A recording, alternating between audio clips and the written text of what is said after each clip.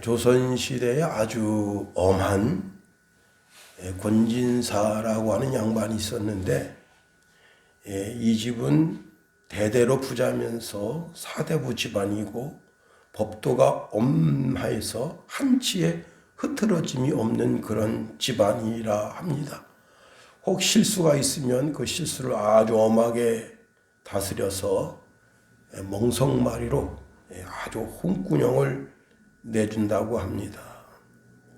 근데 그 집 며느리가 아주 앙칼지고 투기와 시기심이 하늘을 찌름에도 불구하고 시아버지가 하도 엄격하니까 그 며느리가 한 번도 자기의 그 오만 방자함을 드러내지 못했다고 합니다. 그러는 가운데 그 아들이 이제 아버지의 심부름으로 먼 고을까지 행차로 갔다 올라오다가 주막에 들려서 하룻밤을 묵게 되는데, 자기 동년배 되는 그런 선비와 같이 이제 술자리를 가지게 됩니다. 그러면서 시대의 흐름 이런저런 이야기를 하다가 술을 너무 많이 마신 뒤에 자기가 자다가 떡 일어나 보니까 자기 발치 끝에 한 여성이 다소곳이 앉아 있습니다.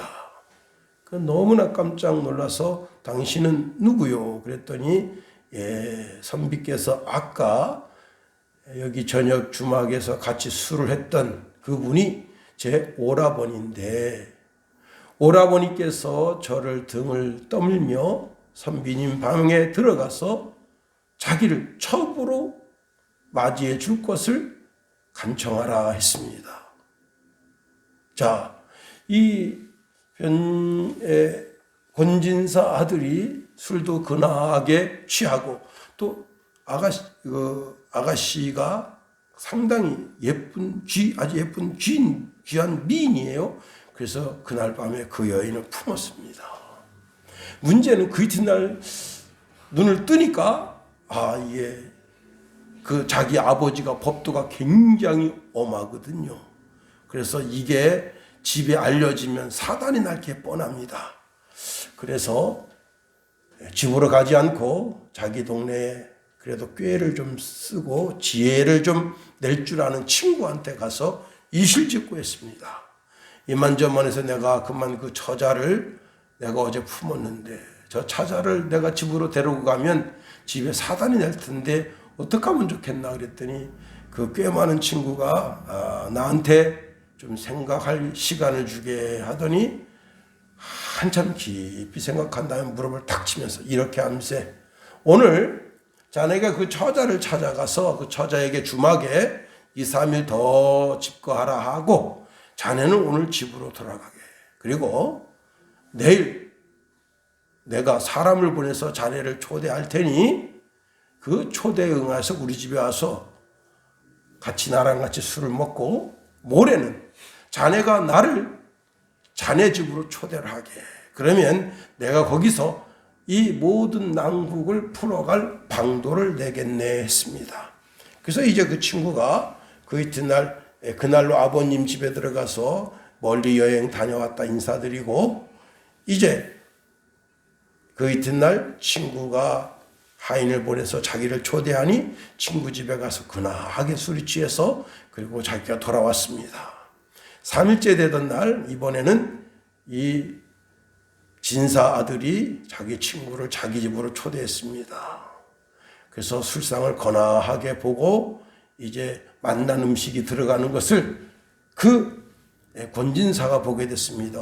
이 사람들 어찌 자네들만 여흥을 즐기는가? 나도 거기에 참석함세. 그러니까 아버님 오십시오. 그래서 이제 세 양반이 앉아서 술을 거나하게 먹었을 때 그 친구가 한 이야기랍니다. 어느 고을에 아주 권세가 집안인데 그 아버님이 세도가 강하여서 그 집안에 흐트러짐이나 그런 것이 없어 법도를 아주 잘 기강을 세우는 집이 있는데 그 아들이 그만 나가서 출생연분도 모르는 첩년과 그렇게 하룻밤을 지내서 만리장성을 쌓는데 그 아들이 지금 집을 돌아오지 못하고 방황하고 있다 합니다. 아버님 같으면 어떻게 하시겠습니까? 그랬더니 그러더니 이놈들이 나를 속이는구나. 눈치를 채고 대번에 그 상황을 알아봤습니다. 아버님이 대노하면서 너는 이제 겨우 20살밖에 안 됐는데 그 자식을 낳아서 잘 기를 생각하지 않고 벌써 첩을 두다니 참 이놈 아주 몹쓸 놈이구나. 그러더니 대문을 확, 이게 원래는 옛날 미닫이문이잖아요. 미닫이문을 쫙 여니까 그냥 창 소리가 집안 전체에 퍼졌습니다. 여봐라, 멍석을 대령하라. 그리고 하인들이 왔습니다. 당장 이 아들놈을 멍석마리를 준비를 해라. 그 하인들이 어떻게 주인 아드님을 멍석마리를 할 수 있겠어요? 쭈빗쭈빗대는데 어허 이놈들을 봐라. 이것 가지고 안 되겠구나. 개작두를 데려가라. 하인들이 마지못해서 개작두를 가지고 왔습니다. 그니 집안 사람들은 영문도 모르잖아요. 아버님이 탕 이야기입니다. 이놈이 내 심부름을 빙자해서 멀리 여행 갔다 오는 통에 근본도 모르는 첩년과 잠을 잤는데 그 연분을 맺어서 그 여인을 주막에 두고 이렇게 왔다 하니 이런 사실이 알려져서 집안에 멍해가 시출될까 두렵고 내가 지금 이렇게 관직에 나가 있는데 모든 사람들이 손가락질해서 권진사 집 잘 다스리는 것만 하고 나를 조롱할까 두려우니 오늘 이 시간에 이 아들놈 목을 쳐서 집안에 권세를 세우고 이 집안이 반듯한 집안이라는 것을 온 세상 만찬에 알리고 집안의 규율을 잡겠다. 그렇게 얘기했습니다. 아들은 영문도 모르고 이제 아들 친구한테 자기 친구한테 지혜를 달라 했다가 아주 그날 목이 달아날 판입니다. 달달달달달 떠고 있는데 그 며느리가 나섰습니다. 아버님, 제 남편을 좀 살려주십시오. 그러니까 이 권진사가 내가 살려줘야 할 이유가 무엇이냐. 집안을 이렇게 망신시켰으니 있을 수 없다. 아닙니다. 살려주십시오.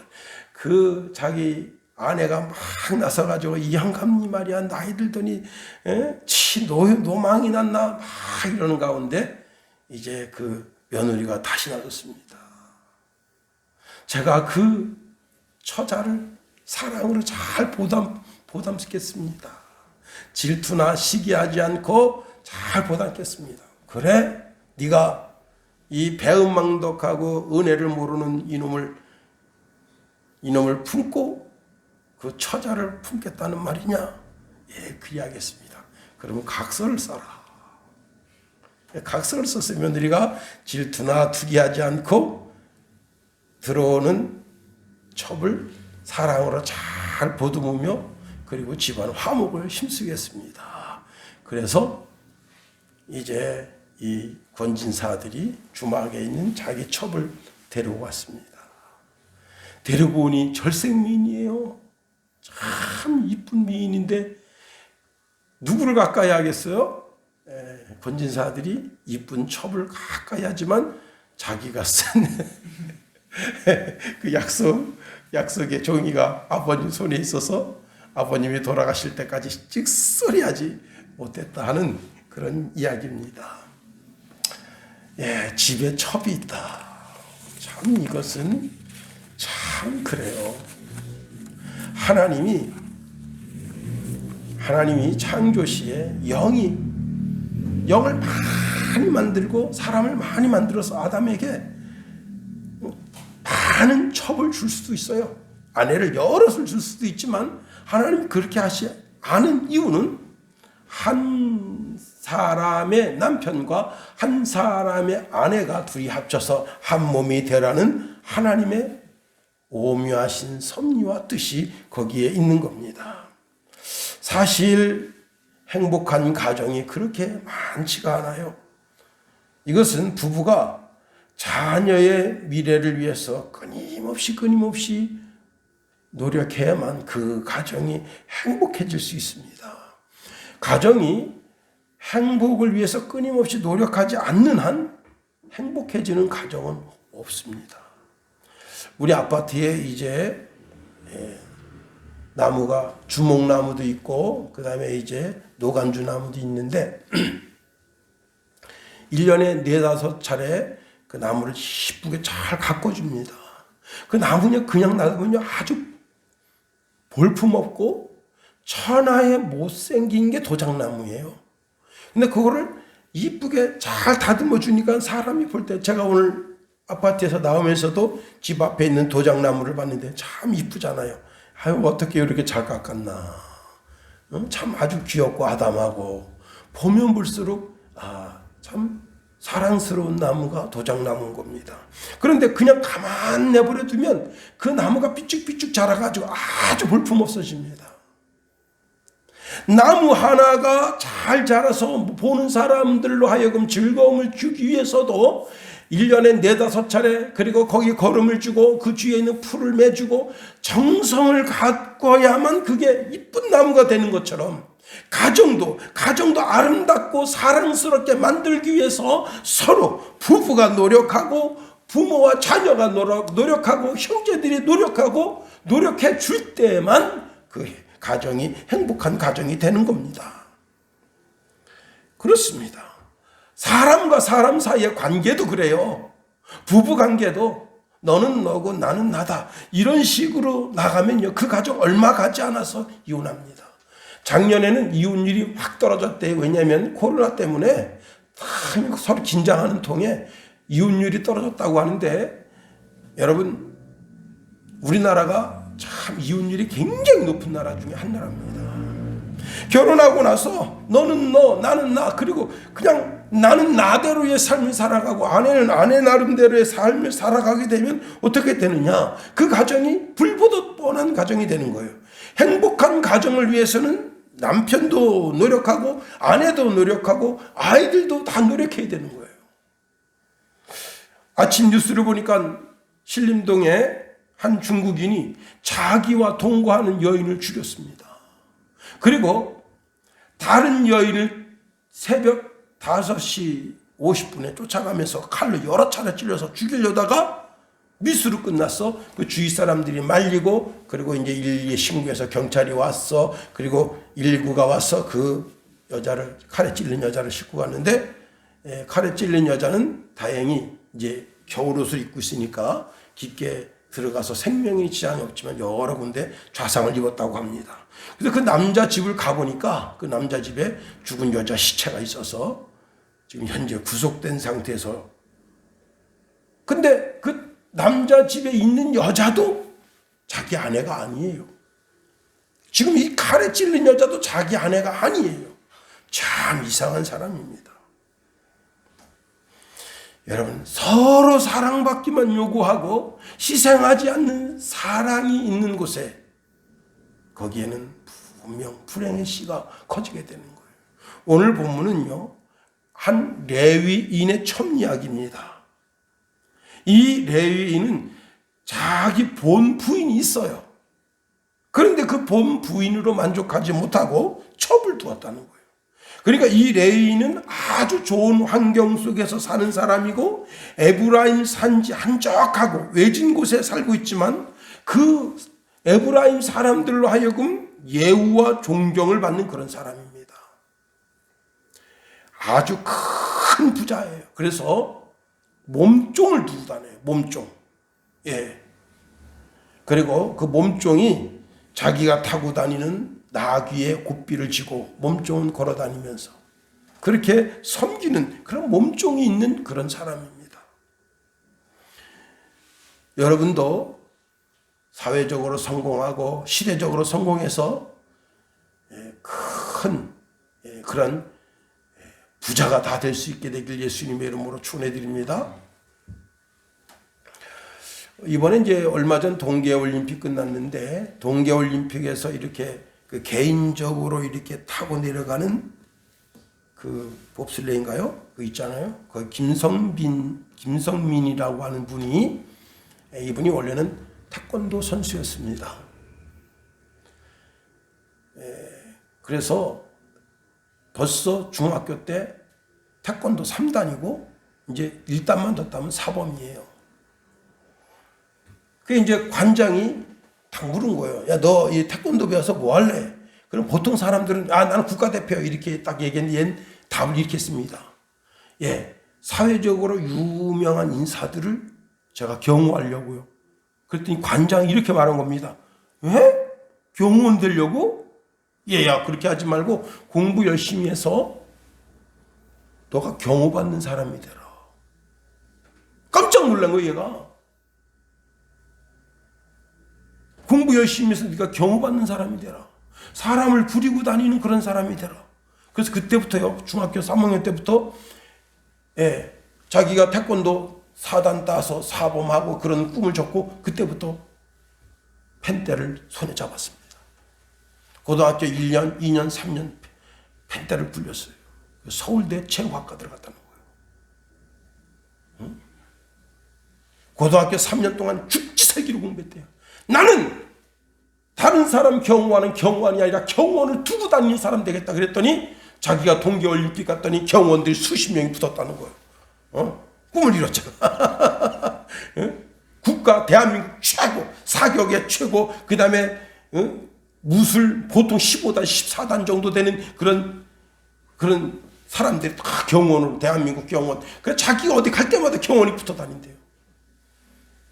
한 사범이 멋진 한마디의 충고를 듣고도 사람이 변화를 받아서 그렇게 되는데, 오늘 이 본문에 싸가지 없는 레위인도 부자가 되고 그 사회로부터 존경을 받고 사랑을 받아서 큰 재산을 이루고 종놈을 두고 사는데 하물며 하나님의 말씀 가운데 사는 저와 여러분이겠는가 하는 겁니다.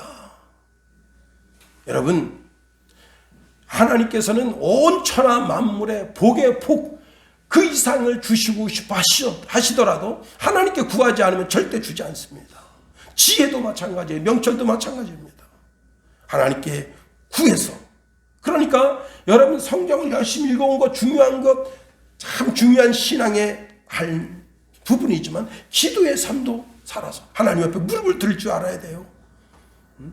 어떤 학생은 게임하다가 게임에서 너무 져가지고 슬퍼라가지고 슬퍼 울면서 하나님 앞에 철회 기도하고 그 이튿날 나가서 게임했대잖아요. 그 정도 열정이 있어야지. 하나님 나 좀 게임에서 좀 1등 좀 하게 해주세요. 철회까지 했대잖아요. 자, 이 레위인은 참 큰 부자입니다. 그 부자로서 자기 나귀를 몰고 다니는 몸종을 두고 있고 그 몸종은 이제 자기도 나귀를 타고 다니지만 그 나귀를 타고 다니면서 거기에 주인이 필요한 재물, 주인이 필요한 은, 금, 동 이런 것들을 또 나귀에 싣고 주인의 필요를 공급하는 그런 종이에요. 그러니까 얼마나 큰 부자냐 말이에요. 이 사람은 결혼해서 자기 격에 맞는 여자를 선택해서 아내로 삼았지만 그것으로 만족하지면서 또 첩을 둘 정도로, 그 정도로 부자의 사람이었다는 거예요. 그런데도 불구하고 이 사람은 가정에 만족함이 없었습니다. 특히 아내에 대한 만족함이 없었어요. 그래서 그는 자기 아내, 자기 자녀들, 그리고 부모 형제들의 만류에도 불구하고 베들레헴의 아름다운 처녀를 자기 첩으로 두었습니다. 아주 절생미인이에요. 자, 절생미인하고 결혼해서 살면 행복할 줄 알았는데 착각이에요. 이 여자 성격이 굉장히 까칠합니다. 원래 여러분 이쁜 장미 뒤에는 가시가 있는 거예요. 그 가시에 찔리게 되는 거예요. 응?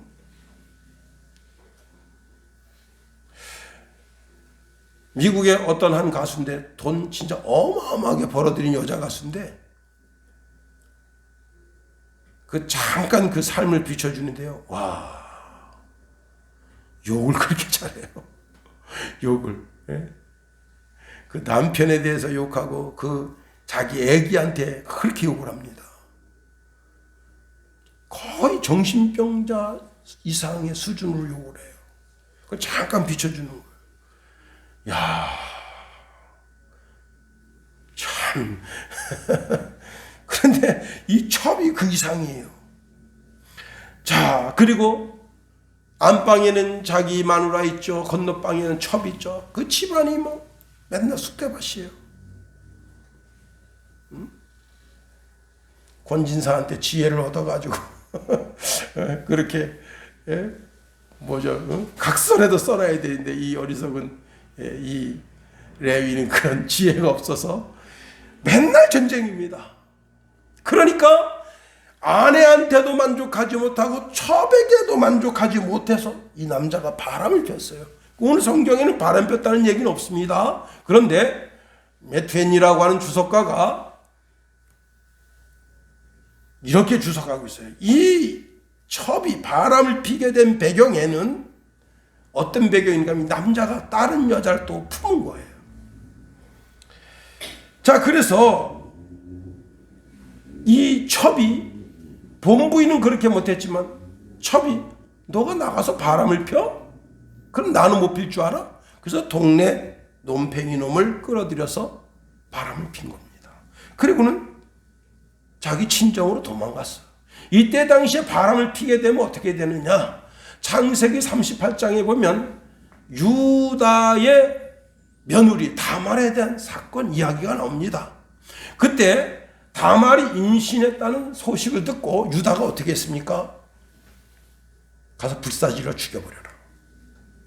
그렇게 한 거예요. 예수님께서 가늠하다가 현장에 잡힌 그 여자가 왔을 때 어떻게 했습니까? 동네 그 사람들이 전부 손에 돌을 들고 쳐 죽이려고 했던 거예요. 응? 그게 유대 사회의 바람핀 여자에 대한 응징이 그거예요. 그러니까 이 첩은 그 동네에서 붙잡히면 어떻게 되느냐? 돌에 맞아 죽을 판이에요. 그래서 자기 본 친정으로 도망간 겁니다.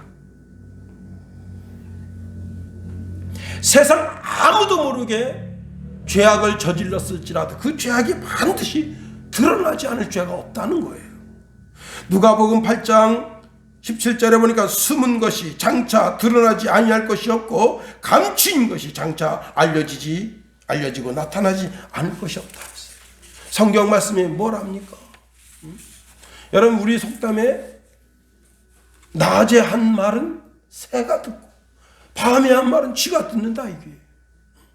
이재명 씨가 대장동의 몸통은 아무리 윤석열이라고 주장해도 문서 보따리가 나오는데 최종 결정권자가 다 이재명이다. 여러분, 자기가 지은 죄악이 명명백백하게 드러나는 거예요. 부부가 행복하게 사는 것은 그 가정의 행복, 그 가문의 행복을 넘어서 그 도시의 행복이고 그 나라의 행복이 되는 거예요. 그런데 그리스도인들의 가정의 행복은 그 나라의 행복을 뛰어넘어 하나님 나라의 행복이고 하나님의 기쁨과 즐거움이 되는 겁니다. 자, 그러나 레위는 첩을 두고 기뻐하지 못하고 다시 음행의 짓을 저지르니 이것은 하나님께 매맞을 짓이에요. 그 한 사람이 첩을 하나 두는 사건을 통해서 이스라엘 민족 전체에 얼마나 큰 비극이 왔느냐 말이에요. 베냐민 지파가 없어지게 됐잖아요.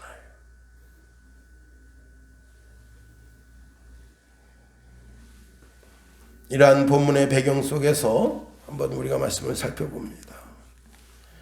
행복한 가정이 되려면 끊임없이 가꿔야 되는 겁니다. 하나님께서 천지 창조를 이루시고 가정에 대한 규례를 만드셨어요. 창세기 2장 4절에 보니까 그러므로 남자가 부모를 떠나 그의 아내와 합하여 둘이 한 몸을 이룰지로다. 결혼에 3대 원칙이 있는데 첫 번째는 부모를 떠나라.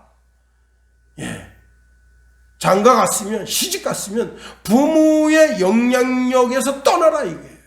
부모님이 하시는 그 잔소리가 우리 가정을 이루는 원칙이 되지 못하게 하라는 거예요. 남편하고 싸웠어요. 그러면 자기 친정엄마한테 엄마 이 새끼가 나 때려. 또 부부 싸움을 했어. 머스마가 엄마한테 엄마 나 진짜 못 살겠어. 어떡하면 좋을까? 그렇게 부모님의 계속적인 영향력에 있으면요, 그 가정이 올바르게 되지 못해요. 제가 어느 날 시골에 가니까 어머니가 이렇게 그 꽃을 다 심어놨는데 우리 김간호가 나서 덩당덩당 다 잘라버리고. 예. 그래요. 그 되겠어요? 그 왜 잘랐냐 그랬더니 누가 여기다 풀을 심었다고.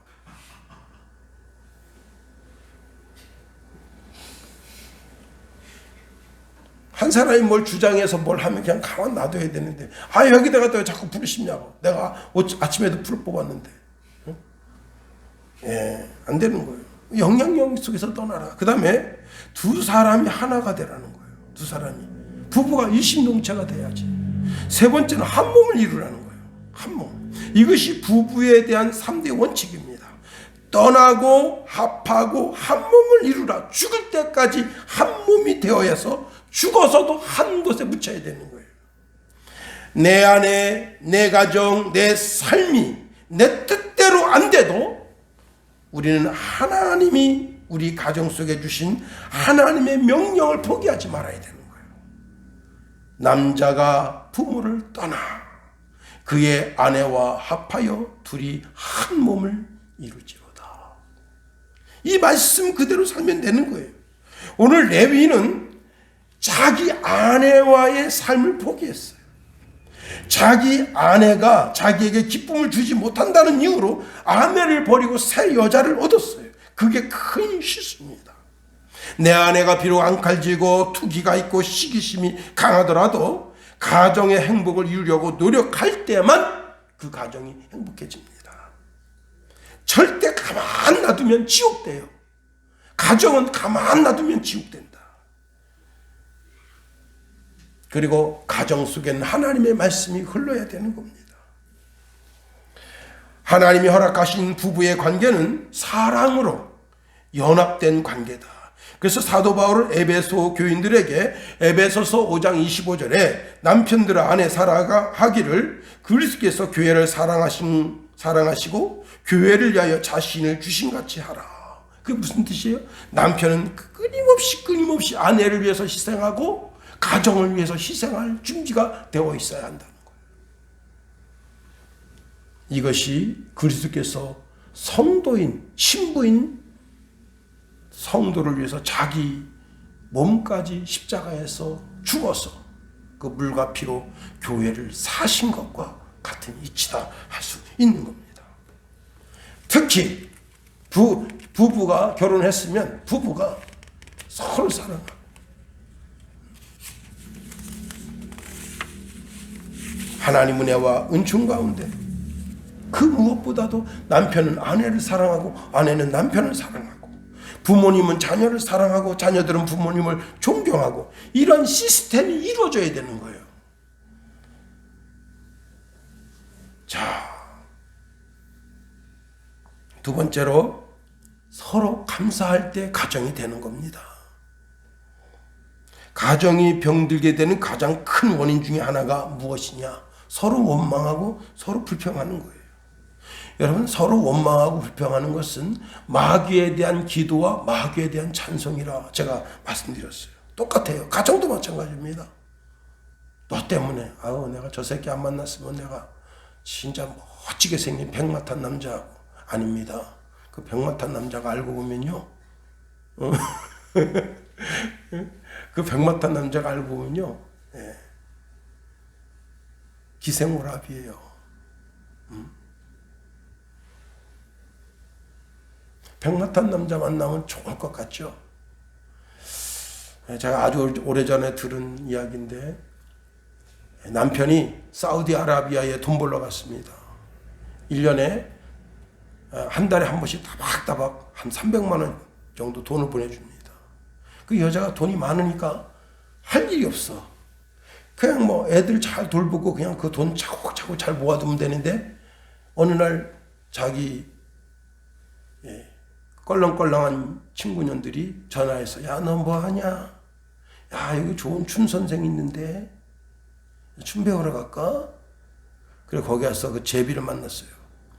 그 남편이 벌어온 돈 다 그 제비한테 갖다 줬습니다. 이제 남편이 이제 귀국하는 날이에요.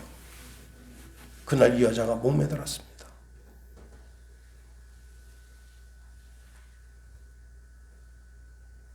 왜? 자기가 지금 임신해서 낳은 애가 있는데 셋째를 낳았는데 그 남편 애가 아니에요. 그리고 재산은 다 그 제비한테 갖다 줬어. 그럼 자살해버린 거예요.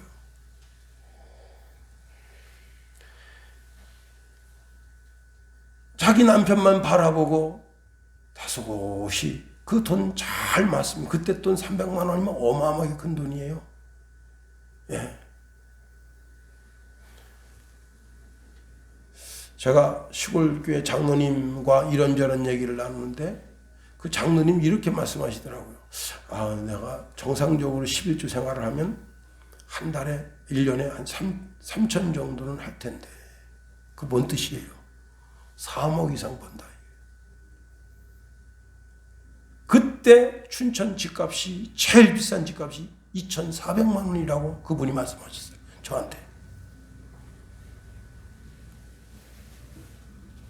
네, 참. 그러니까 그 여자가 300만 원씩 1년만 모으면 춘천에 집 한 채 사는 거예요. 서울은 좀 좀 힘들겠지만.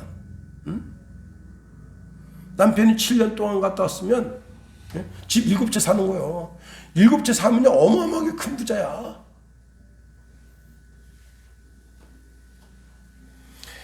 자, 그런데 자기 남편에게 만족하지 못하고 자기 부인에게 만족하지 못해. 그래서 레윈이 자기 아내를 찌긋찌긋하게 생각합니다. 자기 아내 얼굴 쳐다보기도 싫어요. 그러니 그 이 레위인의 그 사악한 마음이 마귀에게 쓰임받는 거예요. 결국은 자기 아내한테서 감사할 조건을 찾지 못했습니다. 여러분, 부부 사이에도 감사할 조건이 사라지면 부부가 원수로 보이는 거예요. 사도 바울은 주 안에서 항상 기뻐하라. 내가 다시 말하노니 기뻐하라 말씀했습니다. 내 상황과 환경 속에서 기뻐하도록 노력하라는 거예요. 사도 바울은 자신이 감옥에 있으면서도 자기는 자족하는 삶을 살았대요. 빌립보서 4장 11절에 보니까 내가 궁핍함으로 말하는 것이 아니라 어떠한 형편에든지 나는 자족하기를 배웠다 했습니다. 우리는 언제나 어디서나 어떤 형편과 처지에 있든지 감사할 줄 아는 사람이 되어야 됩니다. 누추함과 어리석은 말이나 희롱의 말이 합당치 아니하니 오히려 감사하는 말을 하라. 사도 바울은 권면하고 있습니다. 여러분, 서로 감사할 때 참 난 당신이 있어서 감사하다. 여러분, 서로 감사할 때 거기가 천국 되는 거예요. 지옥 같은 삶이 한순간에 바뀌는 것은 서로 감사할 때. 여러분, 고라와 다다는 하나님이 주신 만나와 메추라기를 먹으면서도 반석에서 내신 생수를 먹으면서도 불평하고 원망하니까 땅이 걸러져서 그들을 삼켜버리잖아요.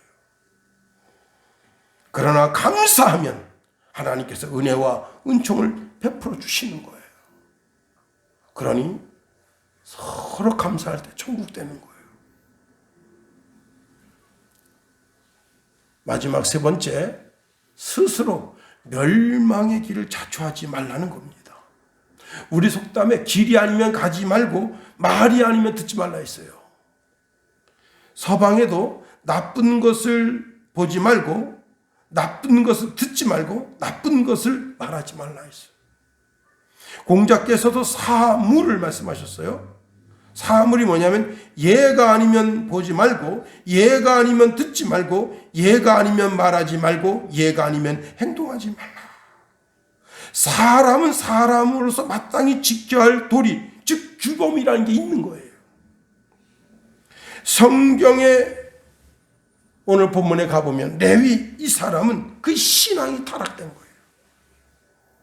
사실 이 레위는 다른 지파의 그 어떤 사람보다도 귀하고 존귀한 사람입니다. 이 사람은 성막에서 일하도록 하나님께로부터 명령받고 있는 사람이에요. 다시 말하면 하나님의 일에 집중하고 더 거룩한 삶을 살도록 하나님이 요구한 사람이다. 자, 이 레위인은 하나님의 법도와 규례를 이스라엘 사람들에게 가르치고 이스라엘 백성들이 더 이상 타락하지 않도록, 우상으로 타락하지 않도록, 가정에 이런 음란이 들어와서 타락하지 않도록 가정을 지키고 교회를 지키고 성막을 지키고 성소를 지켜야 할 사명 있는 사람들이에요. 큰 교회 목사 좋아하지 말라는, 북한 들락날락거리고 미국 들락날락거리는 목사들 그렇게 좋아하지 말란 말이에요.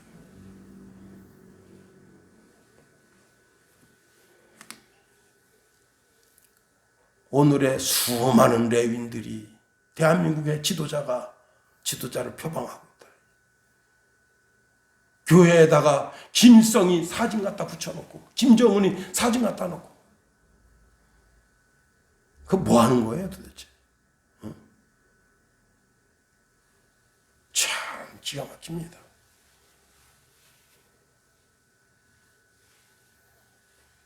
정신 바짝 차려야 돼요. 김일성이, 김정일이, 김정은이 3대 부자 사진 갖다 붙여놓은 교회, 그게 정상적인 교회가 되겠어요? 그거 왜 그런 거예요? 북한은 자기 자식이 있으니까 북한 지령 따라 하는 거 아니에요. 그리스도의 사랑? 예, 아닙니다.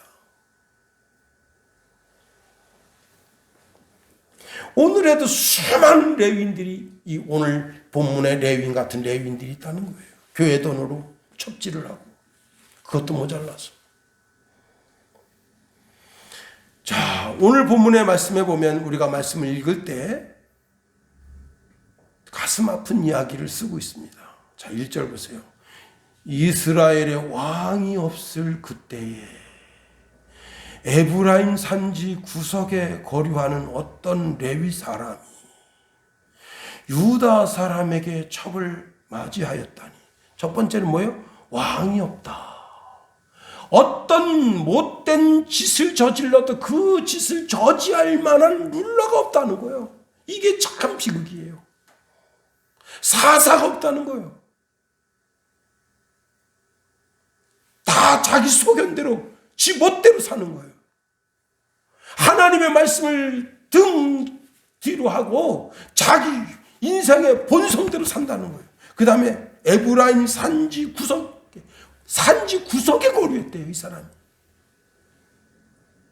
산지 구석. 그러면 이 춘천 시내면 어느 정도 될까요? 저 서면 골짜기, 저 동면 골짜기, 저 북면, 북면 골짜기. 이름도 들어보지 못한 촌동네에 있는 놈이 거기서 떵떵거리고 살면서 거기서 첩지를 하고, 또 그것도 모자라서 다른 여자를 품고, 그게 무슨 뜻이에요? 아니, 저 서면골짜기, 저 동면골짜기, 저 북면골짜기 있는 그런 레위인 놈이 그런 짓을 저질렀다는 뜻이 무슨 뜻이냐고. 도시놈들도 똑같다는 뜻이에요, 그게. 왜? 그 서면 그 구석대기에 있는 놈이 그런 죄를 저질렀을 때 그 사실을 시내에 있는 사람이 알았으면 어떡하겠어요? 가서 돌로 쳐 죽이지. 너는 어떻게 레위인으로서 하나님의 말씀을 지킬 놈이 하나님의 말씀을 버겨서 이런 못된 짓을 하느냐? 돌로 쳐 죽일 거 아니에요. 그런데 돌로 쳐 죽이지 않았어. 왜? 나도 그러니까. 응? 이것은 뭐냐면 죄악으로 죄악을 덮는다. 죄악으로 죄악을 가리우는 시대가 사사시대라. 아니, 이 시대가 죄악으로 죄악을 덮는 시대예요. 그래서 지금 두 사람이 뭐 하고 있는 거예요? 윤석열이는 열심히 이재명이 죄악을 캐내고 이재명이는 열심히 윤석열이 죄악을 캐내는 거 아니에요? 정신 바짝 차려야 됩니다. 이 시대에 어떤 무슨 소망이 있다고 자꾸 이 시대를 바라보면 큰일 나는 거예요.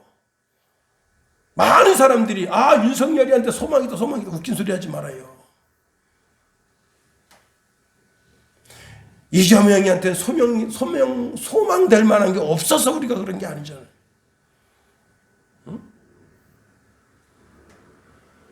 다 정신 차려야 됩니다. 이 시대에 어떤 인물에게 소망이 있다고 생각하는 순간 우리는 그리스도에게서 멀어지는 거예요. 하나님에게서 멀어지는 거예요. 하나님 말씀 별 수 없네 말이지.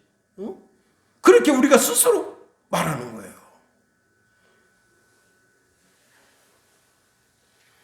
저 총구석에서 아무도 없는 총구석에서 그런 죄를 저질렀는데 그게 성경에 기록되었다. 그 기록이 이 이스라엘 역사에 있어서 한 지파를 지도상에서 지워버리는 일이 됐다고 하는 것은 너도 나도 다 그런 죄를 저지르고 있었다는 거예요.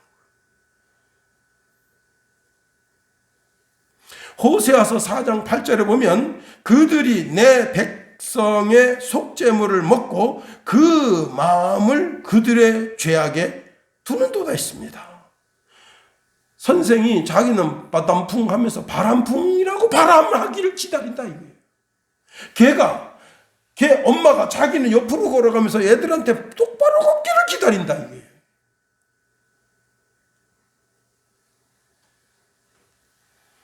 여러분 왜 기독교인들이 세상 사람들에게 손가락질 받으면서 기독교는 이 대한민국 땅에서 없어져도 된다고 하는 사람이 94%냐.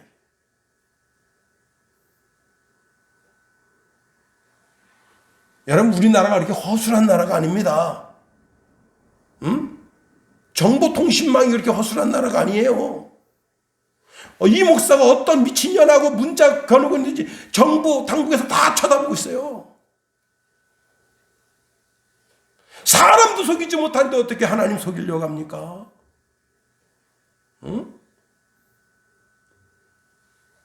다 어떤 목사가 어떤 기집년하고 무슨 문자 카톡 문자 다 캡처해서 다 보관하고 있어요. 정부 당국이 박지원이가 정부 당국 책임자니까 그런 일을 안 하겠지 아닙니다. 그 사람들은 원래 그런 일을 해왔어요. 사회 각계가 지금 지도자들 다 그런 거 다 조사해서 그 데이터를 가지고 있는 사람이 정보원 사람들이에요.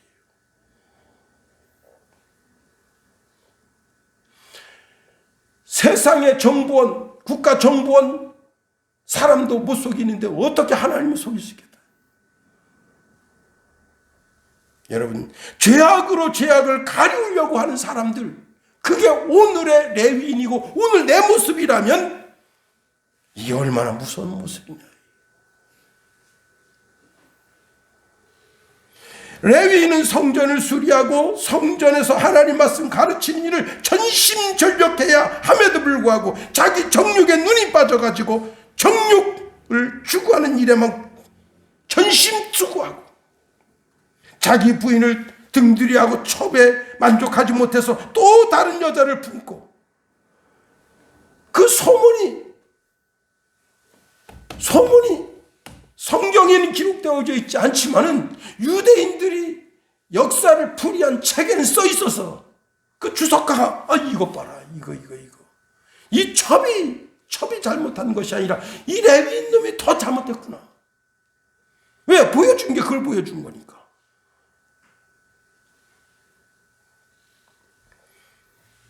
여러분 이 레위인이 그래도 하나님의 말씀을 가까이 있는 사람 아니에요.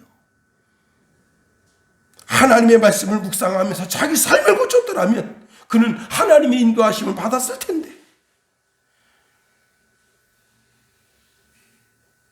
성경이 자기 자신도 못 가르치는데 어떻게 다른 사람을 가르치겠냐.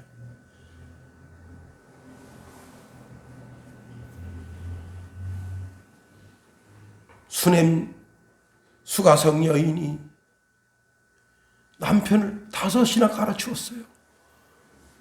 그래도 인생에 만족감이 없어.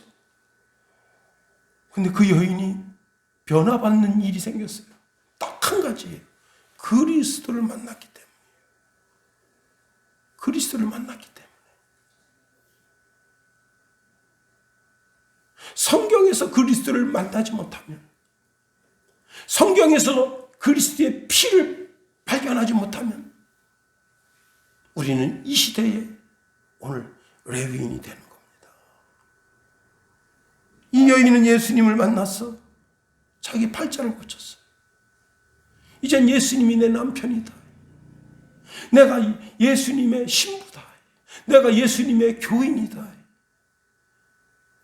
그리고 그 동네에 사람들을 다 전도해서 내 죄악의 치부를 드러내고 내 이 정말 그 무엇으로도 채워지지 않던 내 허전한 마음을 채워준 이분이 그리스도가 아닌가 와서 보라.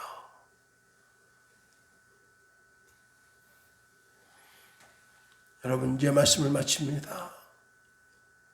우리가요, 옛말에 욕하면서 배운다 그래서 욕하면서. TV 보면서 범죄 배웁니다. 아, 저렇게 하면 되겠구나. 우리가 성경 보면서, 이거, 레위인이 첩 두고 다음에 또 바람도 폈네. 내가 이제 부자 되면 첩도 두고 바람도 펴야 되겠다. 그게 아니잖아요. 우리는 우리 중심에 오직 하나님의 말씀, 그 말씀이 내 삶의 이정표가 돼서 내 전생애가 하나님의 말씀대로 이끌림 받는다면 최고의 인생이고, 그렇게 이끌림 받는 내 인생이 다른 사람을 그렇게 이끌어 갈 수 있다면 주님이 얼마나 기뻐하는 주님의 제자요, 주님의 천국의 제자된 서기관이겠는가 하는 겁니다. 주기도문 하겠습니다. 하늘에 계신 우리 아버지, 아버지의 이름을 거룩하게 하시며 아버지의 나라가 오게 하시며 아버지의 뜻이 하늘에서와 같이 땅에서도 이루어지게 하소서. 오늘 우리에게 이러한 양식을 주시고 우리가 우리에게 잘못한 사람을 용서하여 준 것 같이 우리 죄를 용서하여 주시고 우리 시험에 빠지지 않게 하시고 악에서 구하소서. 나라와 권능과 영광이 영원히 아버지의 것입니다. 아멘.